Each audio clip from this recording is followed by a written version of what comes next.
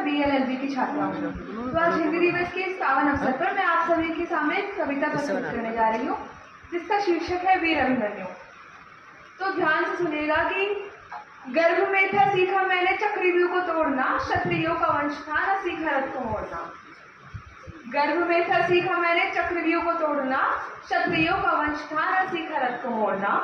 16 वर्ष की आयु में रण में था आया, यूं ही नहीं अभिमन्यु सर्वश्रेष्ठ था कहलाया। 4 मेरे चाचा ताऊ खड़े थे बाहर, जो भेदता चला गया मैं चक्रव्यूह के द्वार को।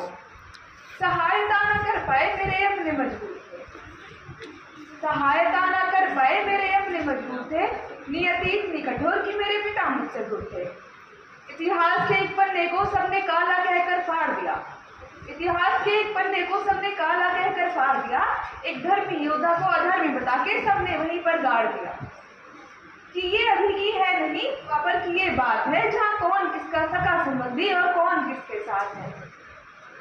कि ये अभी की है नहीं द्वापर की ये बात है, जहाँ कौन किसका सगा संबंधी और कौन किसके साथ है। जहाँ कौन किसका माता पिता और कौन किसका बंध है, जहाँ हर बिछी हुई लाश पर स्वयं बैठा परमानंद है। फिर अभिमन्यु कहते हैं कि जो भी कुछ रण में हुआ अब मैं वो फिर ना दोहराऊंगा, जो कुछ भी रण में हुआ मैं अब वो फिर ना दोहराऊंगा। मैं सत्य बताने आया हूँ और सत्य बता कर जाऊंगा। साथ ही मेरे पिता के स्वयं भगवान थे, जानते थे वो सब जो इस युद्ध के परिणाम थे। समक्ष मेरे खड़े वो 7 महावीर थे, हर तरफ से आते मुझे दिख रहे तीर थे। कि ये युद्ध धर्म का था ही नहीं, ये तो अंतर मन का था।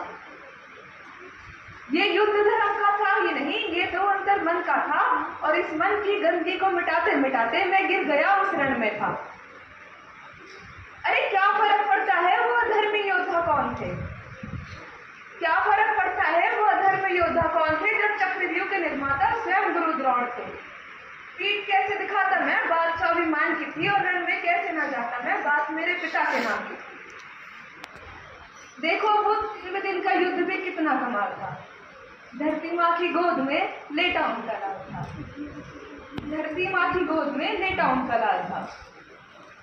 शेष बची कहानी तो जी हम ना सुना पाएंगे, जिसकी ये कहानी है वो अभिमन्यु भी आकर सुनाएंगे। धन्यवाद।